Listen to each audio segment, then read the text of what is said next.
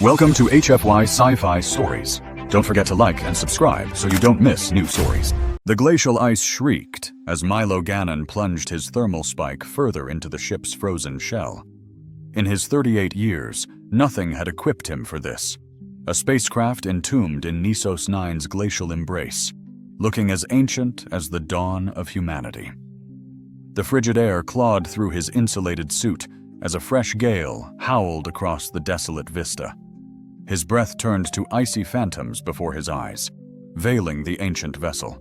Its once elegant hull, likely breathtaking in its prime, now resembled a giant, icy shard with engine pods attached. "Betting credits you unleash the apocalypse by supper time," Zara's voice cut through his helmet comm, his sole contact and only friend at the remote outpost, and someone who seemed to relish his suffering. "Armageddon can wait," Milo countered, recalibrating the thermal lance's output. "This relic's been defunct longer than civilizations existed.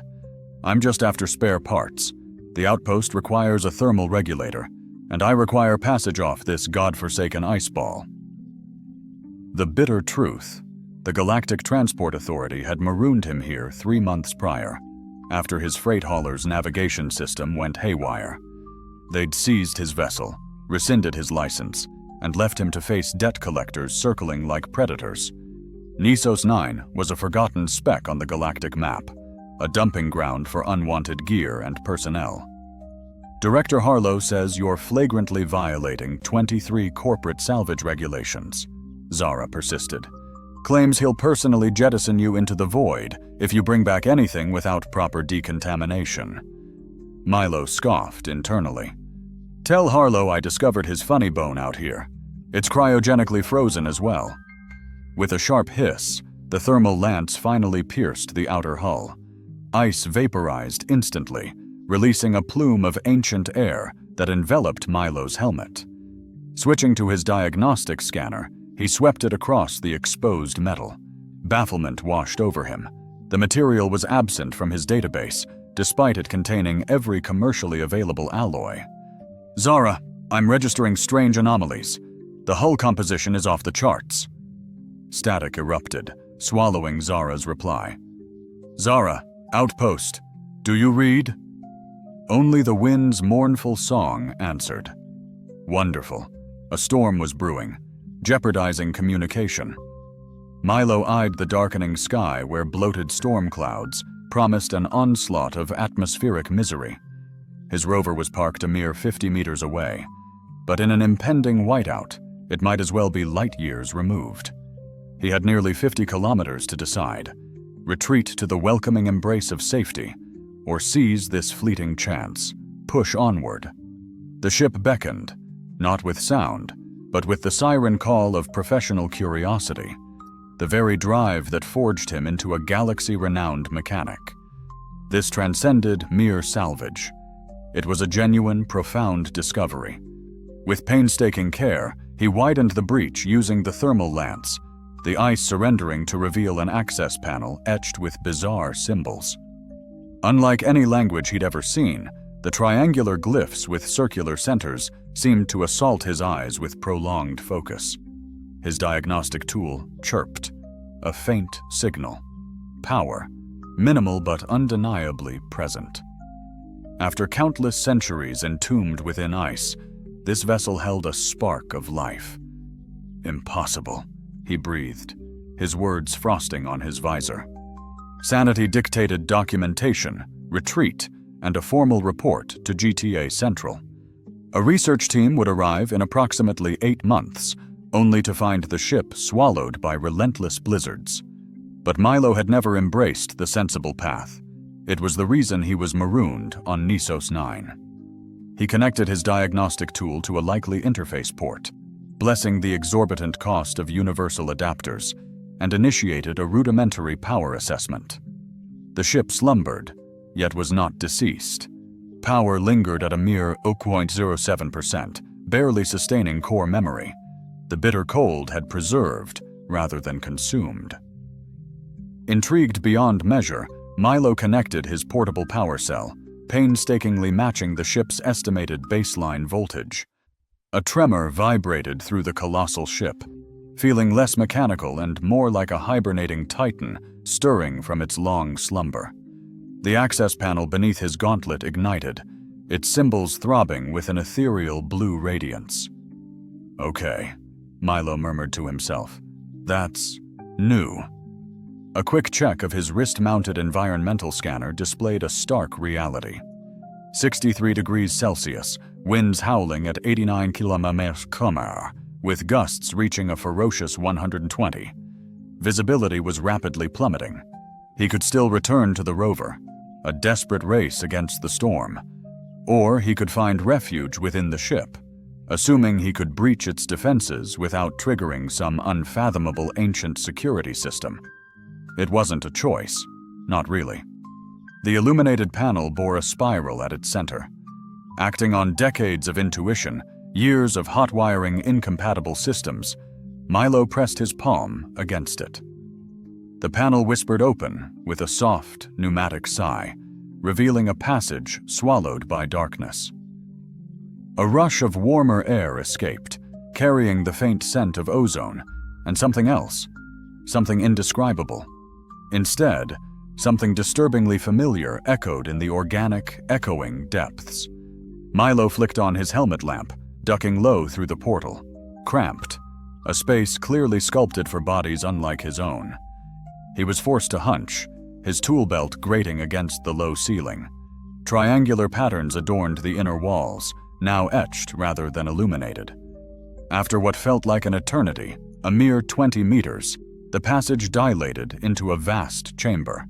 His light struggled to pierce the oppressive darkness, revealing shapes of control consoles and seats, configured for physiologies utterly alien. "Hello?" he called out, the sound swallowed by the void, instantly feeling absurd. No one had breathed here for centuries, perhaps millennia. A click echoed in response, morphing into a low hum. Panels around the chamber flickered to life, bathing the space in a soft, ethereal blue. The ship was awakening. "Okay, not dead after all." "Definitely not dead," Milo muttered, clutching his thermal lance, his knuckles bone white. Not a weapon, but it could melt through metal. Flesh wouldn't stand a chance. The humming grew, coalescing around a cylindrical structure at the heart of the chamber. A stasis pod, ripped straight from ancient science fiction, glazed with a thick rime of ice. Milo edged closer, his heart pounding, wiping at the frost with a gloved hand. Something stirred behind the translucent barrier. Something alive. He recoiled, stumbling, nearly tripping over an alien console. "Nope, absolutely not. I draw the line at defrosting ancient alien monstrosities." The pod groaned, a sound like shattering glass, and a fissure spiderwebbed across its surface. The humming intensified, a piercing shriek that vibrated in Milo's teeth. Prudence finally conquered his morbid curiosity. Milo spun on his heel, sprinting back toward the entrance, cracking his helmet against the low ceiling in his desperate flight. Stars exploded behind his eyes as searing pain erupted in his skull. Behind him, the pod imploded. He managed 5 more desperate steps before something snaked around his ankle. He slammed into the deck, face first, the impact stealing his breath. Whatever it was hauling him backward, toward the shattered stasis pod. Frantic, Milo activated his thermal lance, stabbing it blindly behind him. A high-pitched squeal pierced the air, and the pressure on his ankle vanished. He scrambled to his feet, daring a glance back. The sight before him defied comprehension. Instead of a tentacled horror or an insectoid nightmare, he saw a humanoid. A frail figure huddled beside the shattered escape pod cradled a damaged limb. It was unnaturally tall and slender, its iridescent skin swirling with colors as it shifted. The face, almost human, was subtly wrong, eyes too immense, set wide apart, a mere suggestion of a nose with fine slits, and a perfectly circular mouth. The being fixed Milo with those large, multifaceted surfaces, not eyes, but insect-like organs. It emitted clicks and whistles. Milo defensively raised the thermal lance. "Stay back. I don't want to hurt you, but I will." The creature tilted its head, then raised both hands in a gesture of surrender that felt universal. It spoke again, and this time the ship's speakers echoed the words in a synthetic tone. "Apologies, disorientation, protracted slumber. You are repair technician?" Milo blinked. "Yes, mechanical engineer, actually, heavy machinery specialist." The alien's colors softened to a tranquil blue. "Fortuitous, systems degraded, critical failures, assistance required." "You want me to fix your ship?" Milo asked, incredulous. "Not ship," the translator corrected. "Evacuation pod. Last survivor, Garlac civilization." Milo lowered the lance a fraction. "You've been frozen here for how long?" The alien consulted a device on its wrist. "Conversion difficult. Approximately 200,000 rotations of this planetary body." 200,000 years? Milo's voice trembled. "That's impossible. Nothing survives that long, even in stasis. Garlac technology superior, though not infallible." The alien gestured at the damaged pod. "Critical damage sustained during emergency landing. Automatic repair protocols activated. Stasis to preserve life. Expected rescue within standard cycle. Rescue did not come." Something in those last words resonated with a desolation that transcended their alien forms. Milo felt a pang of empathy. "What happened to your civilization?" he asked, curiosity outweighing caution. "Unknown. Last transmitted data indicated stellar collapse. Evacuation protocols initiated. Many pods launched. Final communication received from Central Authority confirmed detonation of home systems. Primary star, catastrophic failure." The alien skin pulsed with dark patterns that seemed to express profound grief. "I am Nexel, last scientific archivist of the Galax Consortium. And you are..." "Milo. Milo Gannon. Human, from Earth originally, though I haven't been back in years." He paused, tentatively offering his hand, uncertain if the gesture held any significance, or could even be perceived as a threat to this alien being. To his astonishment, Nexel mirrored the movement, extending their own hand, albeit with an extra finger. "Your aid, I would be grateful for," Nexel articulated. "Technician Milo, just Milo is sufficient, and I've yet to consent to anything," Milo responded, although a powerful urge to help tugged within him. The engineer in him thrived on a challenge. The human within him refused to abandon a potential last vestige of a lost civilization. Abruptly, the ship shuddered violently. The surrounding ice groaned ominously, and frantic red alerts blazed across the alien instrument panels. "What's going on?" Milo shouted, bracing against a nearby wall. "Thermal stability disrupted by our actions. Ice compromises integrity. Pressures shifting catastrophically," came Nexel's grave response. "In simpler terms, the ship is sinking deeper into the ice, soon crushing." Milo cursed under his breath, a string of colorful expletives escaping his lips. "How long do we have?" "Approximately 38 of your minutes." "Why so specific?" Milo wondered. 37 minutes, 44 seconds currently."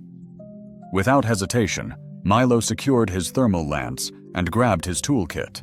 "Show me what requires repair, and quickly." Nexel led him further into the heart of the ship, into what seemed to be an engine room. Unlike the streamlined design of the control chamber, this place was a chaotic mess of disorganized equipment. Ice had intruded through small cracks in the hull, creating crystalline formations throughout. "Primary propulsion, inoperative," Nexel explained, indicating something that resembled a cross between a particle accelerator and a blender. Secondary systems compromised. Tertiary. Emergency thrusters are functional but require activation. Protocols are locked. And those protocols prevent activation while docked or near populated structures, right?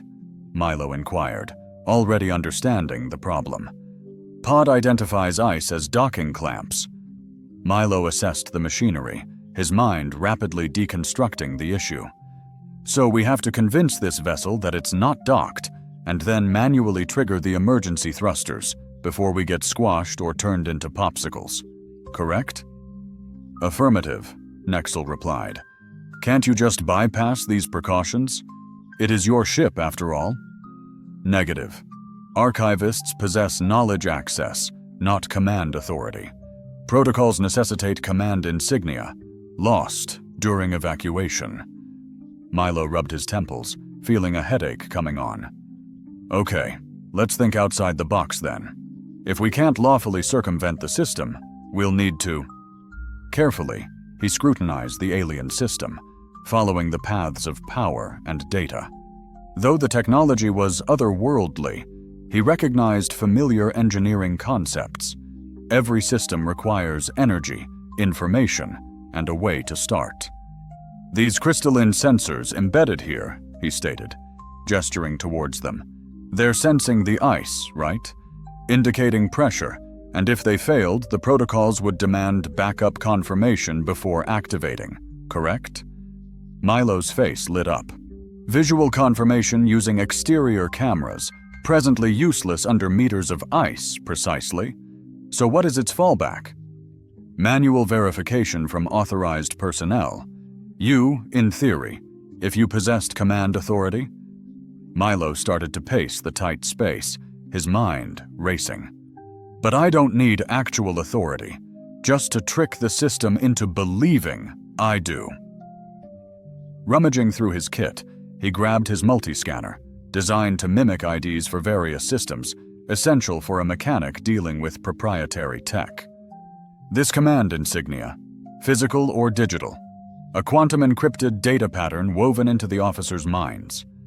Milo sighed. Of course, it is complicated. And how does the system confirm it? Input nodes nestled within vital functions, right? Follow me. Nexel guided him to a panel near the primary interface. There, within the alien metal, sat a small hexagonal receptor with the finest filaments reaching inward. Milo scrutinized it, attaching his scanner. I'm about to attempt something incredibly reckless. That is unnerving. Embrace the wonderful world of human emergencies. He configured the scanner to flood the receptor with encryption patterns, rapidly changing frequencies. Brute force, inefficient, risky. If it works, punch in the thruster sequence as soon as the safety protocols drop. And if not, we get about 30 seconds of chaos before the security locks us down. Milo hesitated briefly. Tell me specifically, what security protocols does your vessel employ? We initiate intruder elimination through precise molecular disruption. In effect, dissolving you atom by atom. Agreed. But let's pray it doesn't escalate. Milo inhaled sharply, activating the scanner. Instantly, the ship shrieked, a chorus of panicked alarms filling the cramped space. Crimson light flooded the compartment in violent pulses, and Nexel's skin flared with urgent orange and black signals.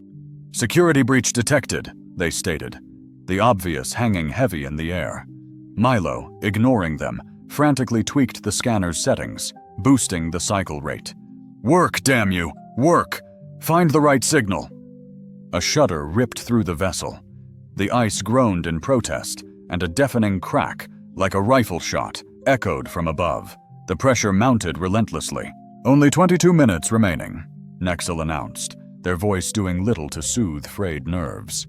Milo snapped, fingers dancing furiously across the controls. A new tone, a hesitant questioning note, joined the chaotic symphony. The red lights softened to amber.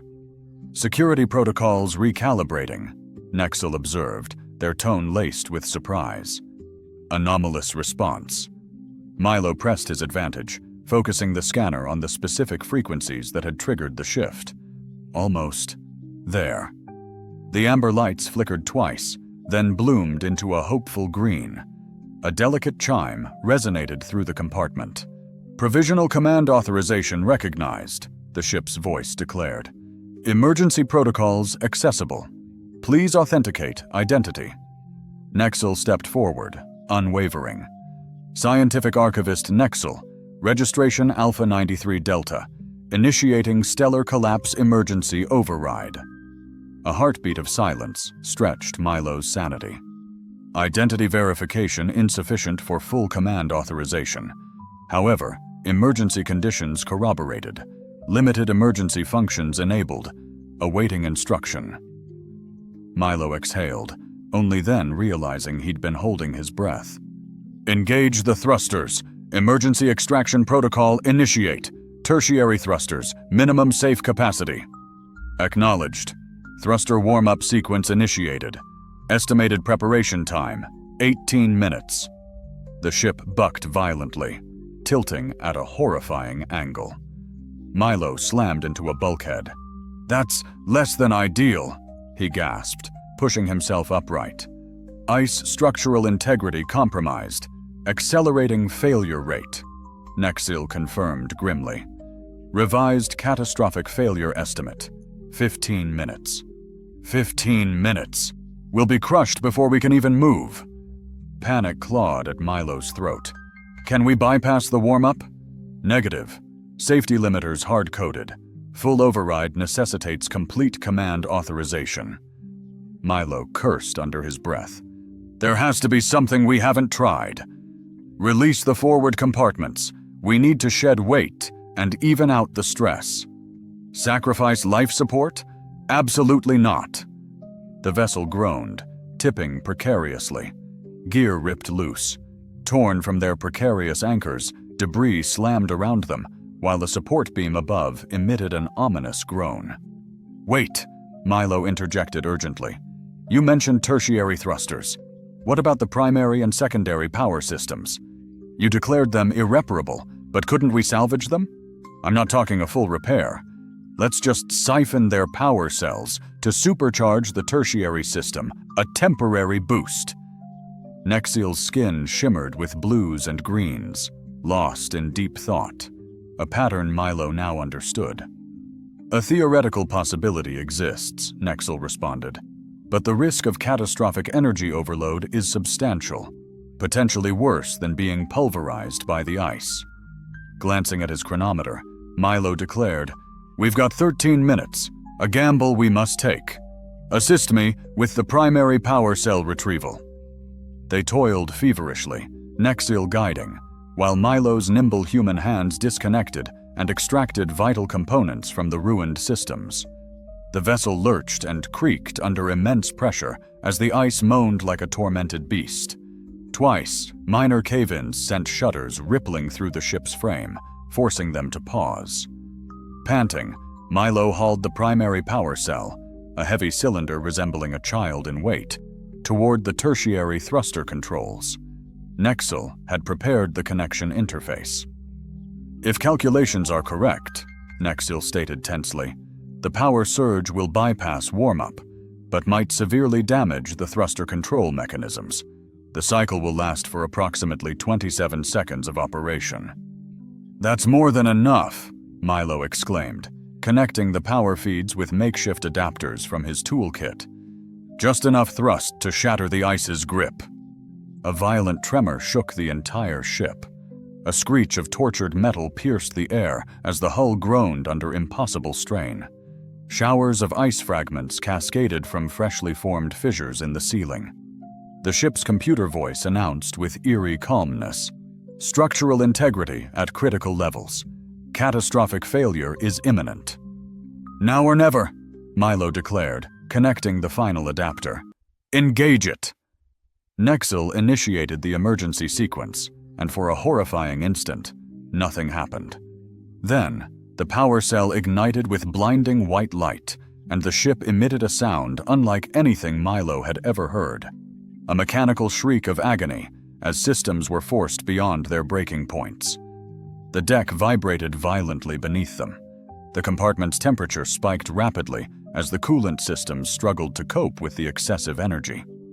"Prepare for rapid acceleration," Nexil yelled above the din.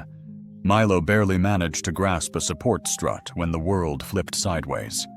The sensation was like inside the blender of chaos. A cacophony of violence and deafening noise ripped through Milo, his stomach churning with the disorienting forces tearing him apart. The ice surrounding their vessel shattered with thunderous booms, colossal fragments battering the hull like a blacksmith's hammer against a bell, each strike resonating deep within its frame. A sharp, gunshot-like crack echoed as something vital gave way above, followed by the sudden absence of pressure. They were free, bursting from their icy tomb into the open air, a fleeting, majestic escape, trailing clouds of vapor and ice. But the triumph was short-lived. The overtaxed thrusters detonated, unleashing a cataclysmic blast that sent the ship spiraling uncontrollably. Milo was flung violently against Nexil, then both crashed into a wall of equipment, the cacophony of emergency lights and blaring alarms rising to a deafening crescendo. "Ship's ailing in a most concerning manner," Nexil stated, their translator straining to convey the gravity of the situation. "You think?" Milo groaned, struggling to regain his bearings amidst the chaos. "Can you stabilize us?" "Negative. Control systems non-responsive. Calculating probable impact zone." The frantic spinning eased slightly as the atmosphere fought against their descent.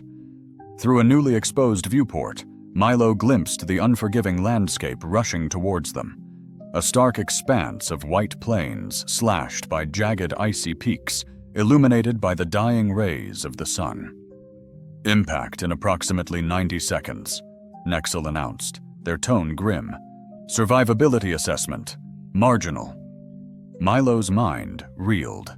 Emergency crash protocols had been depleted during the original crash, 200,000 years ago. Of course. Desperate, his eyes scanned the wreckage, landing on his toolkit, miraculously intact. "Wait! I might have something!" He lurched across the tilting deck, nearly plummeting through an exposed maintenance hatch, and grabbed it. Inside lay his most cherished possession, a gravitational stabilizer designed for intricate tasks in variable gravity. "It wasn't designed for this," he muttered, "but the principles remain." "Can you redirect all remaining power to the ship's inertial dampeners?" he yelled, already priming the device. "Affirmative, but effectiveness will be minimal with current power levels." "Do it anyway. Every little bit helps." As Nexil diverted the dwindling power, Milo desperately connected his stabilizer to what he prayed was an auxiliary control node. The device hummed, then sputtered. It groaned into existence, a fragile gravitational embrace reaching out. Impact, 45 seconds. Milo completed the circuit, flooding the stabilizer with power. It whined, a tortured sound as it strained far beyond its designed limits. The shift was almost imperceptible initially, a gentle slowing of their chaotic spin. Then, as the ship's internal dampeners harmonized with the stabilizer's newfound field, their descent transformed into a controlled slide. Still plummeting, yes, but with purpose, not oblivion. "Remarkable work, Milo," Nexil breathed, their skin rippling with patterns that spoke of awe and wonder. "Hold your applause," Milo countered, eyes fixed on the unforgiving ground rushing towards them. "We're still going down hard. Impact, 20 seconds. Brace for a rough landing." They gripped anything they could, preparing for the inevitable jolt. Wedged between rigid partitions, Milo held tight as Nexil wrapped their lithe form around a brace.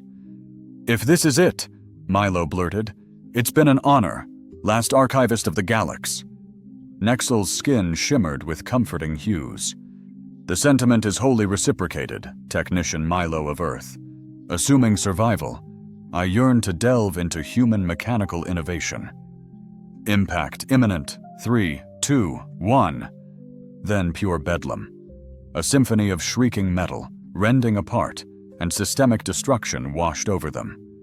The floor slammed into Milo, then bucked away violently as the vessel ground across the icy terrain. Dazzling spots blinded him, then a brutal strike against his helmet fractured the visor. Silence descended. Groaning metal, escaping gases, the whisper of cooling circuits. Milo assessed himself quickly. Bruised, likely a fractured rib, but alive. His helmet spared him the worst, but that cracked visor, fatal in Nisos 9's toxic atmosphere. "Nexel," he called, voice tight. "You still with me?" Debris stirred, and Nexel arose, their radiant skin now a drab gray, a limb bent grotesquely. Functional, thankfully, damaged though. "Automatic healing engaged," their translator sputtered, the words fracturing. "Vessel irreparable. Total systemic collapse." Milo struggled up, wincing. "So we survived a 200,000-year-old wreck just to perish in another. Wonderful." "Not conclusive," Nexel rasped. "Emergency beacon activated during ejection sequence. Signal broadcast prior to communica. Who in the cosmos cares about a Garak distress beacon after 200 millennia of silence? Your Galactic Transport Authority is never going to recognize such an archaic transmission. It's ancient history." Milo chuckled, a sharp stab of pain in his ribs instantly silencing him. "The GTA isn't dispatching rescue for me. I'm just a suspended freighter captain drowning in unpaid fees." The signal now includes notification of an unprecedented first contact scenario.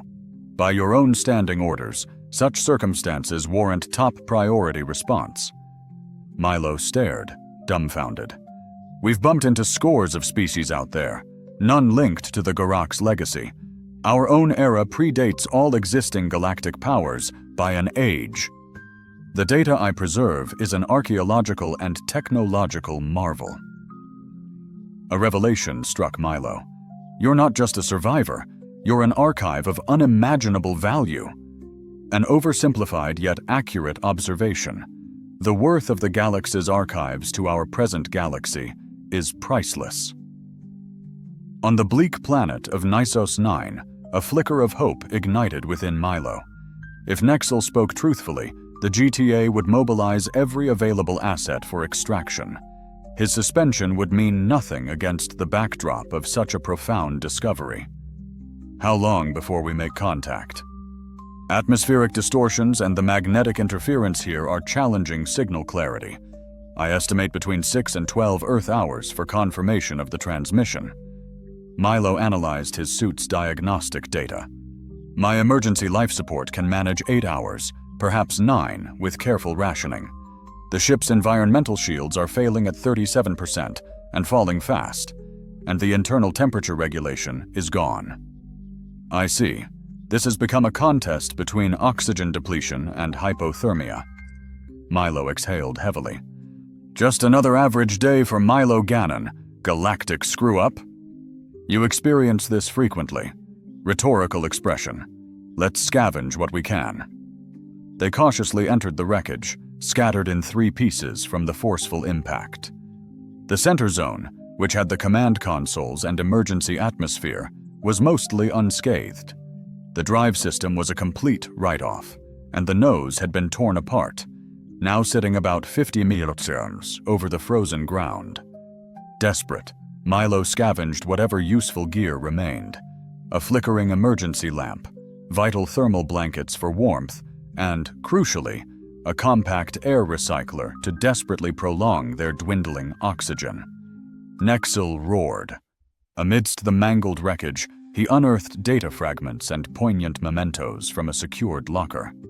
"If rescue fails to arrive," the alien murmured, cradling a luminous crystal, "these records, my people's legacy, must endure." Milo halted his search, his gaze meeting Nexel's. "We'll survive, Nexel. Both of us." "Your faith is touching, but improbable," Nexel countered softly. Milo thumped his battered helmet. "Statistics ignore sheer human grit. I once weathered 3 airless days in a cargo hold with a sealant and half a recycler. This is comfort. They forged a sanctuary within the least destroyed zone, sealing breaches with emergency bulkheads and Milo's sealant. The air processor droned, recycling their dwindling air. Beyond Niskos 9's eternal twilight, true night descended, stars gleaming coldly. "A question," Milo began, huddled close to the processor for warmth. "After 200 millennia in stasis, how can you, or your translator, speak my language?" "Ship systems monitored all signals during stasis," Nexel replied. "Adaptive algorithms ingested evolving language patterns. Your diagnostic tool linked, updating language databases. The Garak valued communication, fostering unity. Stellar collapse, however, proved insurmountable." Nexel's skin dulled further. Some disasters defy control. Silence fell, each absorbed in solitary reflections. Milo checked his timer. Nearly 2 hours had passed in their fragile haven. The cold intensified as the night deepened, the ship's energy reserves draining with frightening speed. 7% power, the ship's damaged voice declared. "Primary systems failing. Emergency protocols initiated." Nexel stirred urgently. "We must transfer the archive before power wanes. Assist me." They hurried to the remnants of the bridge, a data core throbbing weakly. Nexel, despite his injury, navigated the alien interfaces with assured grace. "This holds the Garak's complete history, knowledge, art," Nexel explained. "Too immense to carry. We must compress, prioritize. Your tool, connect it." A compatible interface promised the crucial archive's salvation. Milo paused, conflicted. "My diagnostic tool? It's not built for this massive data. It's got a tiny buffer, not dedicated transmission. But if rescue is too late, I can use the tool to supercharge the emergency beacon and stream their core data directly to your people." It was a final failsafe against oblivion. Milo understood Nexil's desperate urgency. This wasn't mere data. These were the dying echoes of an entire lost civilization. He connected his diagnostic tool to the indicated port, the transfer agonizingly slow, leaching power from their crippled vessel. Outside, the icy gale intensified, clawing at the damaged hull. The temperature plummeted. "Power at 4%, the ship groaned. "System failure imminent." Milo glanced at his suit's display. His portable life support showed 63%, better than he'd hoped, yet still a ticking clock. Nexel possessed no such safeguard, utterly dependent on the failing ship. "Transfer at 26%, Nexil whispered, their voice weakening. Their skin was a ghostly, alarming blue, their movements faltering. "Insufficient power to complete the full transfer. We need more time." Milo frantically scanned the surroundings, desperate for any solution. His eyes landed on his helmet, its integrated power cell a beacon of possibility. A risky, possibly fatal idea ignited. "Nexil, can you draw power from my suit to supplement the ship's failing system?" "Feasible, but it would severely compromise your life support. How much longer would that give us?" "Maybe an hour of restored functionality, but my suit will be running on fumes when it's over." "Do it! Now!" Milo didn't hesitate, yanking off his helmet, exposing himself to the ship's dying atmosphere. "One of us has to live to tell their story. Unacceptable. Both must survive. Then we better hurry." Milo grafted his helmet's power source to the ship's emergency backup. "Transfer what you can. I'll try to coax more efficiency out of the atmospheric processor." Together, they managed to squeeze another 20% out of the processor. Not enough for comfort, but enough to cling to life a little longer. The data transfer crept forward, agonizingly slow, yet relentless. Outside, the storm raged, ice particles hammering the hull like tiny, relentless bullets. "Won't they even miss you back at your post?" Nexil inquired, ceasing his labor for a moment. A mirthless chuckle escaped Milo's lips. The director, concerned. Harlow is likely raising a glass to my demise. One less snag in his precious quarterly report. Zara will fret, perhaps, but she's powerless to launch a rescue without Harlow's nod, especially given this brutal weather.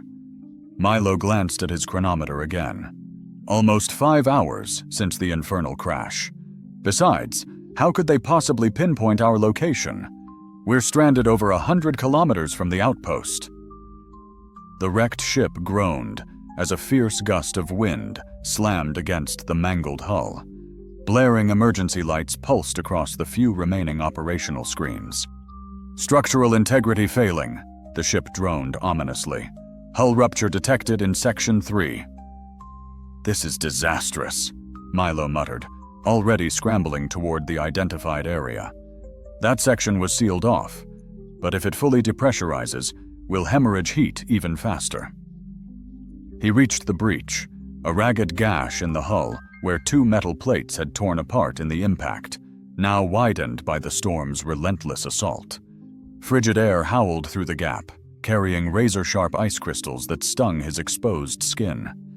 The emergency barrier was failing, its edges peeling away from the bulkhead. With fingers rapidly losing sensation, Milo applied the last of his rapid sealant, desperately reinforcing the compromised barrier. It was a makeshift solution, but it might buy us time until rescue arrived. If rescue even comes.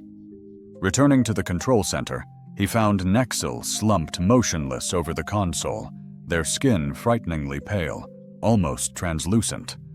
"Nexil!" Milo cried, rushing to the alien's side. "Stay with me!"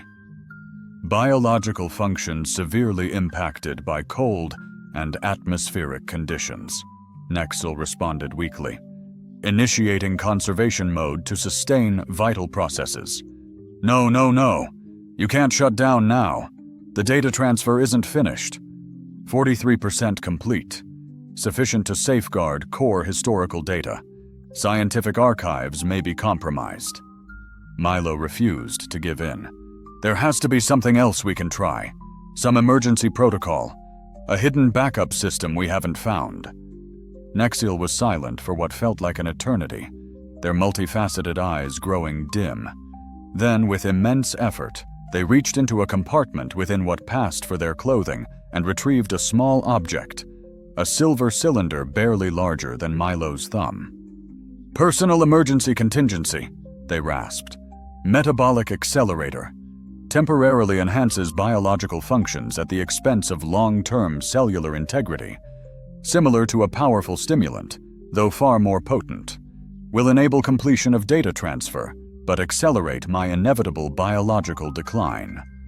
Milo fully comprehended the gravity of Nexil's words. Though the device offers a lifeline, sustaining them just long enough to finish the crucial transfer, it exacts a terrible price. Years brutally stripped from their remaining lives. A cruel tax after already enduring 200 millennia in frozen slumber. They willingly traded their future for the preservation of their history. "Are you certain this data must be saved?" "My very reason for being," Nexil questioned. Before Milo could answer, Nexil pressed the device to their neck. A soft hiss, then the alien's skin ignited with radiant patterns of energy, like a captured lightning storm. They moved back to the console, their touch now unbelievably graceful as they pushed the controls. The transfer rate soared, doubled, then tripled. The ship's dwindling power surged with newfound efficiency, all guided by Nexil's augmented commands. "Transfer at 67%, they declared, their voice imbued with an unsettling harmonic resonance. "Estimated completion, 22 minutes. Milo glanced at his suit readings. Life support at a mere 38%. His helmet, still tethered to the failing ship, continued to leach power. Without it, he was drawing on the ship's thinning atmosphere, each breath heavier than the last. His limbs were ice, and a nauseating dizziness clouded his mind. "Just hang on," he whispered, as much to himself as to Nexil. "Help is on its way." But minutes bled into agonizing hours, with no sign of rescue. Even Milo's unshakable optimism began to crumble. Outside, the storm had escalated into a blinding blizzard. Visibility was non-existent. Even if the GTA had received their distress call, no rescue craft could navigate this chaos. The ship's power plummeted to 2%. Emergency lights flickered on, plunging the control center into an unnerving gloom. The atmospheric processor choked, its recycling abilities reduced to a whisper. "Transfer at 91%. Nexil barely managed, their voice fading. "Metabolic accelerator at maximum. Ship power critical, diverting all remaining energy to data systems." The temperature plummeted. Frost began to creep across the interior, clinging to Milo's eyebrows, his beard. He couldn't feel his fingers. Each breath was a shard of ice through his lungs. "We're not going to make it, are we?" he asked, the facade of hope finally shattered. Nexil's skin pulsed with a complex, unreadable light. "Probability, unfavorable, but data will survive. Your diagnostic tool will transmit when detected. Small comfort, legacy is comfort. Your actions preserved, last record of entire civilization. Significance transcends individual survival." Milo wanted to argue, to shout that their lives mattered more than any data, but he understood Nexil's point of view. To the archivist, knowledge was everything. Duty overshadowed everything, each life a mere fraction of the greater good. Even their own sacrifice paled in comparison. At 98% transfer completion, Nexil's voice echoed, a digital promise of completion. Critical final components are now transferring. The vessel shuddered, a drawn-out, agonizing groan as vital systems spiraled into oblivion. Emergency lights flickered, then surrendered to the encroaching blackness, leaving only Nexil's ethereal glow and the dying embers of the data core as illumination. 1% power remaining, the ship's voice rasped, fading into a near-silent plea. Emergency shutdown, imminent. In the oppressive darkness, Milo instinctively reached for Nexil's hand, a desperate human need for connection in the face of their shared doom. To his astonishment, the alien responded, too many slender fingers intertwining with his. "It has been an honor, Technician Milo," Nexil whispered. "Likewise, Archivist Nexil," Milo replied. Then final darkness descended. The atmospheric processor ceased, leaving only their ragged breaths and the raging storm outside. "Transfer complete," Nexil breathed, the translator barely clinging to function. "Archives preserved." Milo closed his eyes, too weary and cold to summon his usual fight against the impossible. If this was the end, at least it carried weight. At least he wouldn't vanish unnoticed on some corporate freighter, forgotten before his body grew cold. He lost track of time in the void, minutes or hours bleeding together as consciousness ebbed and flowed. The cold slowly morphed into a comforting numbness, promising release from pain. Nexil's hand in his grew still, the alien's inner light fading to almost nothing. Then, a sound pierced the darkness, distant at first, but growing louder, a rhythmic pounding that vibrated through the hull. Voices. Light slashed through the darkness. "Milo!" a familiar voice cried. "Zara! Milo, can you hear me?" He tried to answer, but his lips were leaden. The effort dragged him down, closer to oblivion. More light, the shriek of rending metal as something forced its way inside. Warmth washed over his frozen body as emergency wraps activated, oxygen filling his lungs through a mask. "Got him. Life signs critical but stable." A voice echoed. "There's something else in here. Non-human biosign, priority 1. Evac both subjects." Consciousness returned in fractured glimpses. The roar of engines, the dizzying sensation of movement, voices arguing frantically about medical protocols for an alien. The sterile, clean air of the outpost medical bay. Monitors beeped a reassuring rhythm. When Milo's eyes finally opened, the first thing he saw was Zara. A worried face swam into focus above him. "Finally awake," Zara murmured, relief softening her usual stern expression. "You've been unconscious for a day and a half." Milo's voice rasped, raw from breathing the frigid air. "Nexil, is my alien friend all right?" Zara replied, "Stable, but their anatomy is a complete enigma. Our best xenobiologists are en route, arriving within the next 24 hours." Milo struggled to sit, but Zara gently but firmly restrained him. "Easy, hero. Hypothermia, oxygen deprivation, and frostbite. You're staying put." He croaked, "How did you find us?" Zara chuckled. "Your friend's distress signal blasted through the atmospheric interference like it wasn't even there. Half the sector's comm stations picked it up. When we lost contact during the storm, I persuaded Harlow to launch a search." Her smile turned sharp. "Might have mentioned my cousin works in GTA's regulatory department." Milo managed a weak smile.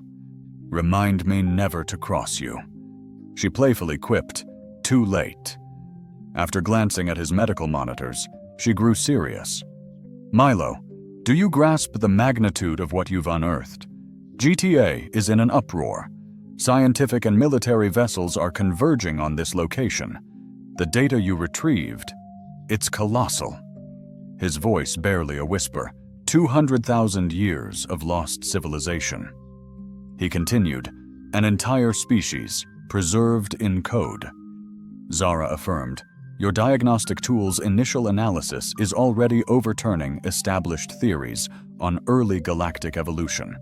They're calling it the archaeological discovery of the millennium." Milo closed his eyes, exhaustion overwhelming him despite his long sleep. "Does this mean my license suspension is over?" Zara laughed. "Are you joking? The director of GTA operations personally signed the reinstatement order. You're receiving an official commendation for outstanding contributions to interspecies relations and galactic heritage preservation. There's even talk of a medal." All he wanted was, "I'd settle for a new ship and a hot shower." Zara replied, "One step at a time." She patted his shoulder gently. "Get some rest. Before they were taken into isolation for treatment, your alien friend left you something." She placed a small crystalline object in his hand, the very one Nexil had retrieved from their belongings. It pulsed with a soft, comforting light. The crystal pulsed with light, echoing patterns reminiscent of Nexil's unique markings. "What is this thing?" Milo wondered, turning it over. "No clue," came the reply, "but it's safe, and they were adamant you receive it when you awoke after Zara's departure." Milo's gaze intensified, cupping the crystal in his hand. A gentle warmth emanated from it, the light patterns shifting, sharpening into focus. Then, miraculously, a tiny holographic image bloomed above his palm. Nexil. "Technician Milo," the projection began, Nexil's voice unmistakable even in its ethereal form. "If you see this, we have both stared into the face of oblivion and lived. This crystal, it's a Garlac remembrance token, given to those who safeguard the irreplaceable. You shielded the scientific legacy of a 7,000-year civilization, insights that could propel your species forward by centuries."